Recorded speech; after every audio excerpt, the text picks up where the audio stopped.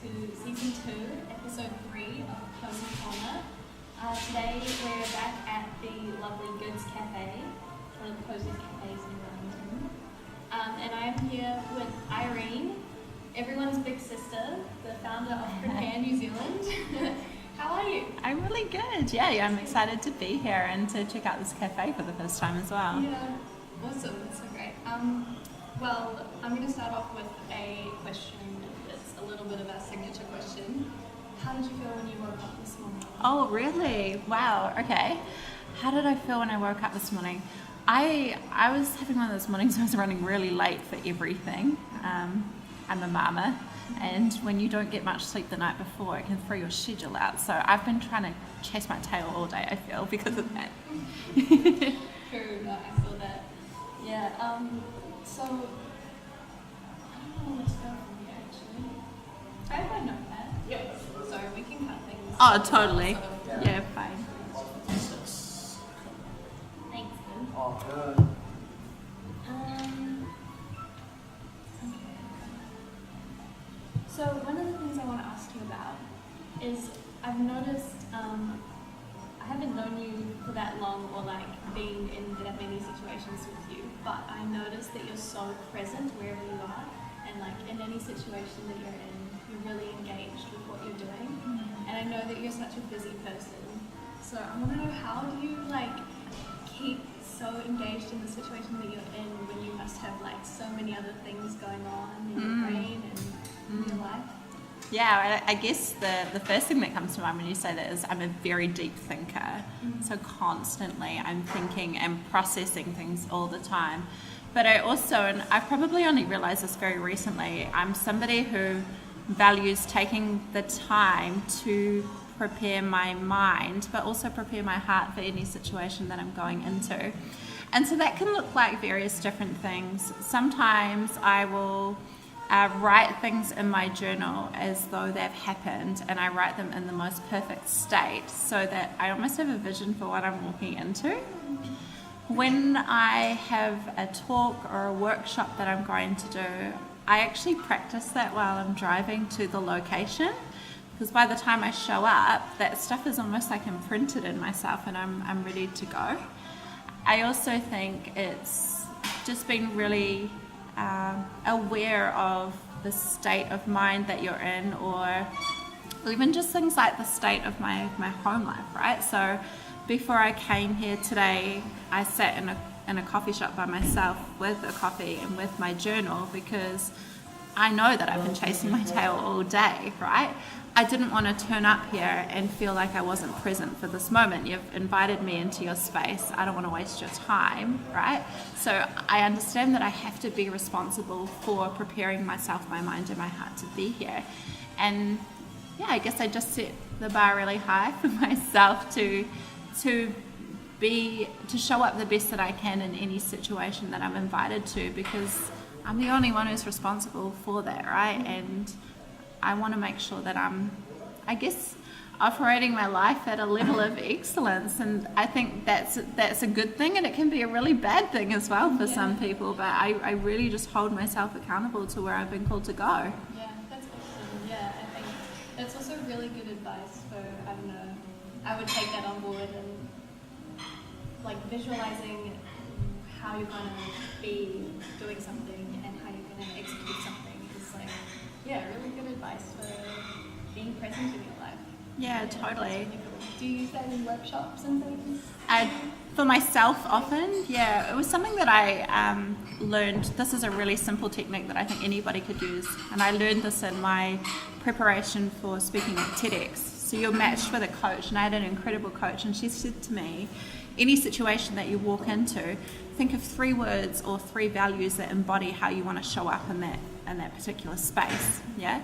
And so sometimes if I'm super busy and I haven't had time to journal or really get myself ready for it, it could be that I just pull up into the car park outside the building. I'm going to meet somebody, and I'll just think, right, what are the 3 things that I want to embody today? And that can really quickly change your state of being and allow yourself to show up in a way that you want to present yourself. Does that make sense? Yeah, it does make sense. Yeah. It's really, really cool. Awesome. Hey, I saw that yesterday on your Instagram you went and visited a boys' school Yes. to talk to them. Can you tell me about how that was and how it differs from like talking to girl groups and things like that? Yeah, totally. Look, I found myself in a position, and I haven't really talked about this to anyone else just yet, but it was one that was really interesting. I think is good to talk about here. I don't have a lot of opportunities to work with a purely male audience. From time to time I'll have a blended one, but not like this. The reason why I went along is because they purposefully asked to have a woman's perspective of what is it like to be on the receiving end of emotional abuse, and how does it affect the trajectory of your life. And so I went and delivered my story and took these guys through a bunch of tools and techniques that I thought would be relevant. But it was actually the very last part in something that was unplanned that was really eye-opening, and I think changed the game for all of us in that room that day. So I want to preface this by saying that this is not me putting out an opportunity to point finger or blame or add fuel to issues in the world that I don't think need any more negativity added to it. I want to say that first, because what happened at the end of this workshop, I've got really young men, I'm talking like 14 to 17 years old, and at the end of it I said, has anybody ever sat down and spoken to you about emotional abuse or abusive behaviours in relationships before? And one of the guys cracked a joke and he goes, nah, but pointed to this other dude, and he was like, but he knows because he does it to his missus. And I sat there and I was so like, wow, I can't believe you've just said that. But then what happened was the whole room started laughing. And for a second I just sat back and just observed what was going on, and I just couldn't believe how imprinted and embedded this response was into their culture. And I said to them, I said, look guys, I have to challenge you on this. And the whole room went dead quiet, and then one of them was like, ooh, because they were like, wow, we're in trouble now. And I said, we've got to talk about this. We need to rumble with a pretty tough conversation. And I'm not going to lie with you, like, this is going to get pretty awkward for a minute, because what you've done is like planted a seed of what leads to domestic violence, right? Right now, and I counted how many people in the room, there are 14 of us in this particular room, and I said, right now there's 14 opportunities to shut down a culture that leads to one of the most pressing issues that holds our people here in New Zealand captive, right? Yeah. Anybody who knows, domestic violence, physical violence starts first with emotional abuse. And everything we do behind doors that happens in private will show up in public one day. And I said, here we are, 14 of us sitting around this table right now. Someone's cracked a joke about physically hurting a woman and everyone's laughed. There's 14 opportunities to shut this down. Now, if we think it's okay to sit in this room with the door shut and say nothing but laugh about it, what does it say about our character and how we'll respond if this played out physically in front of us right now? I said, I think we'd be the first ones to shut our mouth, and that's not okay. And then when I started to say to them, look, if we shut this down right now, and that's what we're going to do, we then help stop things from happening, like kids not having their parents around because this is the type of environments that they show up in. Because somebody thought that it was the right thing to do to shut down making a joke about this stuff, right, behind closed doors. So I was having this conversation, and I had to keep reiterating, look guys, this is not about pointing fingers or blaming or shaming any of you. Like, we have a collective responsibility to shut this stuff down. And it was so powerful to see the switch in the conversation that we had in that room. And suddenly it went from laughing and being a great big funny thing that the boys do to being like, wow, actually, now I feel empowered. I can actually do something. And now I see why it's important for me to call the boys out when this stuff's happening. It's an amazing experience. And these are the things I wish I could bottle when I'm in workshops, because I cannot show you that on Instagram. I can't. I can only talk to you about it, but even then, you need to see it and feel it to see what truly happens in a room like that. That's amazing. Yeah.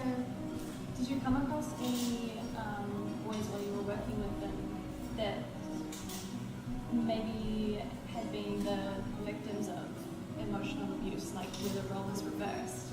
Do you come across those situations very often?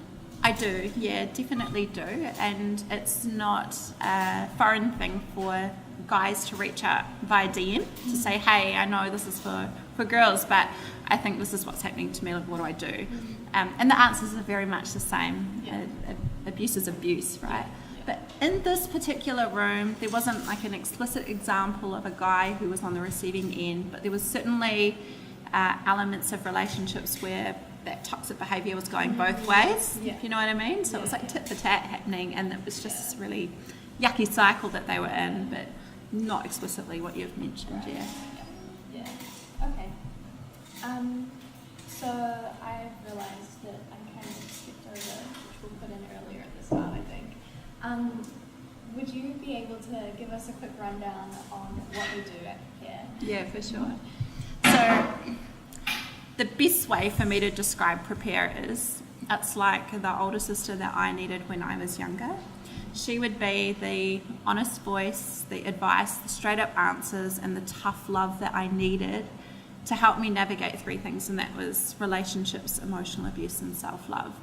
So because I grew up without an older sister figure or somebody who was giving me the answers that I needed to help equip me and prepare me for relationships, I mean, I ended up in an emotionally abusive relationship for 4 years, and I wasn't able to recognize that it was abuse. No one had taught me about it before.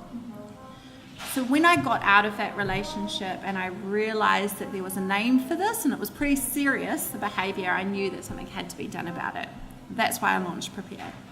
So we've been going for 4 years now.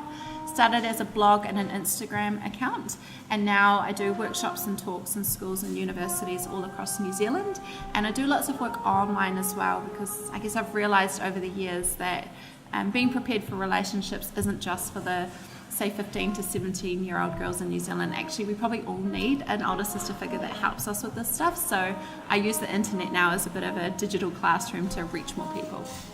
Definitely. You definitely reach so many people clearly, and definitely helps a lot of people across different age groups and walks of life, which is really, really amazing. Really cool. Yeah, thank So you. what are your next steps for Prepair? Where are you guys going maybe the next year? Or? Yeah, for sure. So I've got a couple of things on the go at the moment. So what I know for sure is that I cannot meet the demand required of me to work with people face to face and physically. It's just unrealistic, right? So I've had to look for other ways to be able to connect with people. So at the moment we're working on digitizing some of the content from workshops so that you could literally be at home on a Friday night in your pajamas doing a bit of the Prepair workshop to help you navigate your own journey. I think that's really important, and I think we're definitely in a time as well where self-education is on the rise and something that we're all looking to. Yeah. The other thing that I'm doing is I know, and I say this respectfully, like I know that I have a gift in my voice and that I'd be stupid not to use it. And doing an online workshop that just is on repeat and able to be downloaded multiple times is not a great use of my gift. Like I can use a lot more. So in a couple of weeks' time, I'm launching the podcast, which is called the Journey Girl Podcast. And the whole purpose of that is to use my wisdom and tools and advice, but also that of the people I've met along my own journey to further support particularly an older and more mature audience outside of college age to navigate some of these spaces that I've been through. You know, our life's journeys are pretty tough, and I think we probably all need somebody who's been there before to sit down and be like, yo, you know, this is what it's really like, this is what you've got to get ready for, and here's some stuff you can do to prepare your heart and prepare your mind to get through that. Yes, definitely. Yeah, I think the online space is a great way to like learn and educate other people, and particularly when you're sharing stories, it really helps people to connect with what you're doing, or like to connect with how someone else has experienced the same thing and how they've gone through it and things. Did you find when, in your own story, when you were coming out of your relationship, did you find much information or stories online that you could connect with at that point? No, I couldn't. I learned about emotional abuse for a blog, which I just found randomly scrolling through Facebook. It was called the 10 signs that your relationship is toxic or something like that. So that's how I learned. And then I did go on a bit of a hunt for more information, but I found that there was lots of stuff talking about physical violence. It was talking about this really, really serious ends of the spectrum. And I recognise that actually this is what our media talks about all the time. You open up a piece of newspaper, look at stuff, whatever it is, it's talking about the physical stuff, and there wasn't a lot to explain emotional abuse. Even if you Google right now what emotional abuse is, it's a real mixed bag that actually describes what it means. So I don't know if we talk about it very well globally. No. And that, I suppose, is another reason why I just felt this push to get out there and be a voice and support people like me who needed to know to understand. Definitely, yeah. And I think you've inspired a lot of people to share their own stories and continue that connection and help others.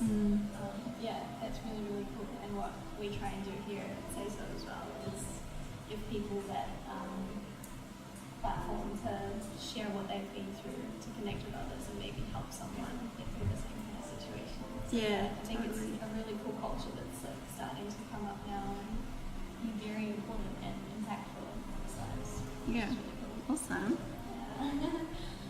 So do you have any questions for us at Say So? Oh gosh, I wasn't prepared with questions. That's all right. I can think about it.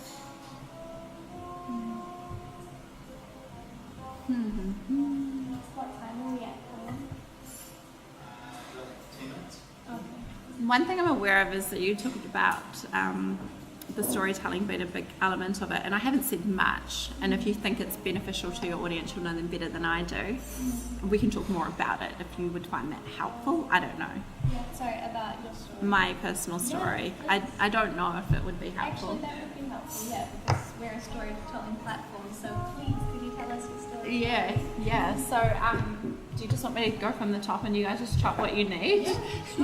Okay. Yeah.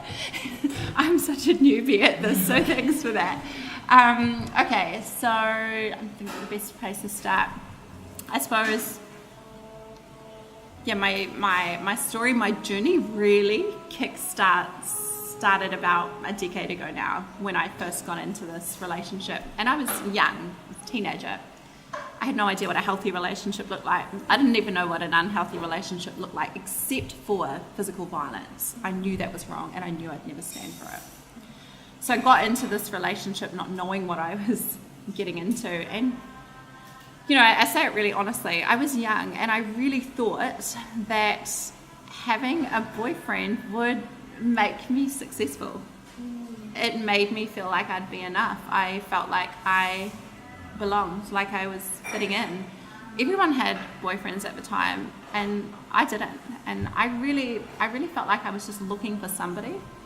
And I reckon if we sat down and looked at what are the characteristics of a partner that 19-year-old Irene wanted, seriously, it would be like, looks really good. That's it. There was just nothing more to it, no substance, no what are your goals, where are we at, what are your values, nothing like that. And I couldn't even tell you at that time what my own goals or values were, so I was really just flying blind. So I met a dude in a club on the dance floor. He stood on my foot, and that's how I met him.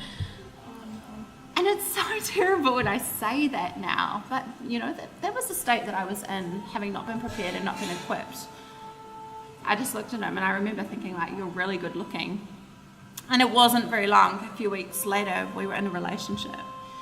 And things moved super fast. We moved in together, and I suppose that was the point where these little subtleties started to happen in the relationship that I wasn't really prepared for or expecting.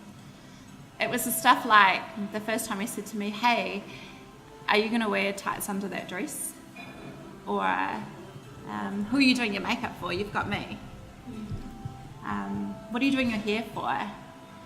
Who are you texting? You never asked me about going to that party. Just really simple things like that that made me start to question myself and think, oh, wow, I want you to love me. I really want this relationship to work. So, okay, cool, I'll wear the tights under the dress, and maybe I'll just stop wearing makeup because you think I'm beautiful as I am, so I'll just quit it altogether. And the thing is, when I went into this relationship, I was a really positive, career-driven young woman who really cared about the way she presented herself. Like, I loved wearing dresses and I loved doing my makeup. And I went from being this woman to somebody who just was no longer performing in her career anymore. And I would live in like track pants and hoodies, and I just never did anything with myself because I wanted to be loved. I didn't know any of this stuff was red flags and warning signs of emotional abuse, and so it continued and escalated. Before long, I was isolated from my friends and my family. I was home alone. I didn't have access to the money that I was earning, and things got really tough. And what happens with emotional abuse is it chips away at your sense of self-worth, right? So you suddenly don't have anything to stand upon that gives you any sort of strength or mana. And so even when you know that the way that person's behaving towards you is wrong, you don't have that backbone to stand up against it. And you're isolated, so there's nobody around you that loves you or supports you to go to, or at least that's what you're conditioned to think. And so that was my situation, and I stuck it out for 4 years. I had it in my head that the strong relationship was the one that worked through all the bullshit and came out the other side. And so I just kept working through it like I was a strong woman, but I wasn't. I was really empty instead. So I carried around one boundary in relationships that said if a partner ever thought it was okay to physically hurt me, then I'd get out. And so 4 years later, that's what happened. Things turned physical once, and I knew I wasn't going to hang about and stick around for it. And so that is what really got me out, because I was very strong and very, very adamant in that boundary. So I got out of the relationship. I moved home to my parents and just decided to get on with my life. And it sounds really easy to say that, and it certainly wasn't a smooth sailing journey at all. But yeah, that's how it all began. And that experience and knowing where I was and how that felt, and remembering feeling like I was so trapped in it, is what fuels me to do the work at Prepair. And I also think like that was 4 years of my life, my potential and my goals on hold. And that's what emotional abuse does. It just stunts your growth big time. And I often think about it like right now, there's no real formal way to ensure that young people are educated about this stuff in New Zealand. So I often think about like, what if our next world leader, our next cure, our next prime minister is currently stuck in an emotionally abusive relationship because they haven't been educated to know how to get out? Like, what does that mean for the future of our country? I obviously think like real big and real extreme, but that's where I get my passion and my drive from, and why I get up and keep doing this and keep going and going and going. Yeah, that's true. That's a really good point, and really interesting drive for what you do. I mean, I was in an emotionally abusive relationship as well. It wasn't as long lasting as yours, but it was when I was 17, just finished high school, and I had plans to move up to Wellington and start my degree and study and all of that. And it was the same kind of deal, like a lot of comments on my body and how I looked, like what I wore and what I was doing, all of that. And I don't know what it was, but at some point I did just snap and realize I needed to leave that and go and do what I needed to do with my life. But the after effects of that lasted quite a while, I think, until I found Prepair. And Oh, I was wow. like, oh, that's what that was. Wow. Like, I think it was a couple years after that relationship that I realized that's like the things that you were describing as on Prepair were what I had experienced then. And so then I was like, oh, okay, that's why I feel like this, or have been like kind of down for the past wee while. Yeah, wow. So yeah, Wow. you really affected my journey that way. Thank you for telling me. Yeah, thank you. No, it's good to know. I mean, you're out here and you're doing this stuff, and it's very much driven from your heart, but it's actually not often that I get this sort of feedback, right? And so you just hope that it's landing. You hope that it's landing, so it's really nice to hear it. Thank you. Okay. One thing I wanted to touch on you mentioned is you had this mindset of being like a strong woman and working through all the like obstacles of your relationship while you're in that emotionally abusive relationship. Obviously, with any relationship, there's going to be obstacles and things that you have to overcome together. But as someone who is now in another relationship that is so far quite healthy and like working, how do you know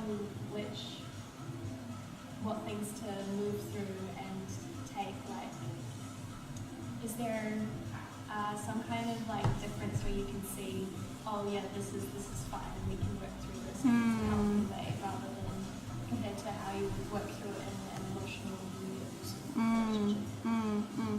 I think the greatest power in a relationship is found within yourself, and it sounds really like airy-fairy, I know, but what I mean by that is, if you enter into a relationship and you know you've got a bit of a vision for yourself, like what's your goals? What do you want to achieve in life? What's important to you? If you know a bit of that, that's a great start.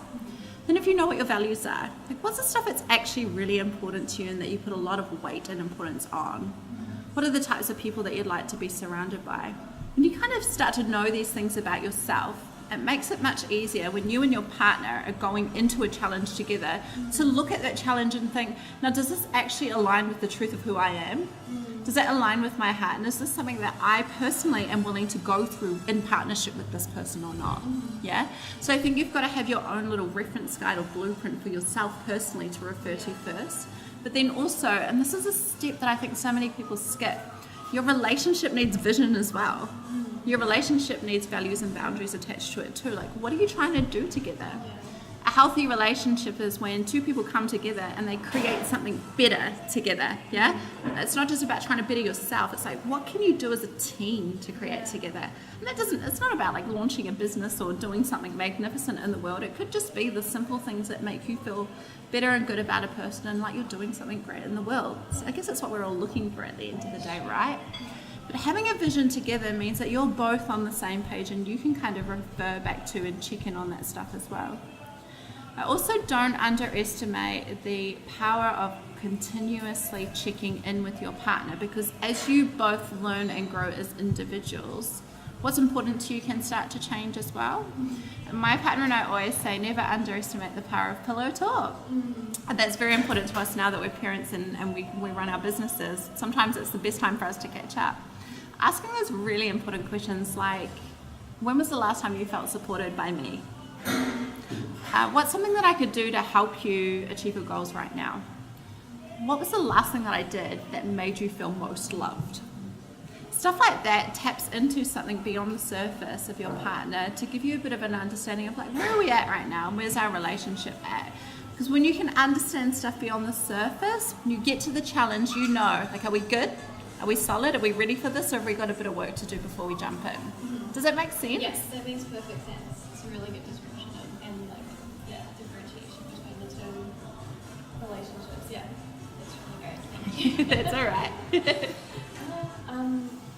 Yeah, no, that's really cool. I'm actually I'm doing research at the moment on how people make connections and what the psychological and physical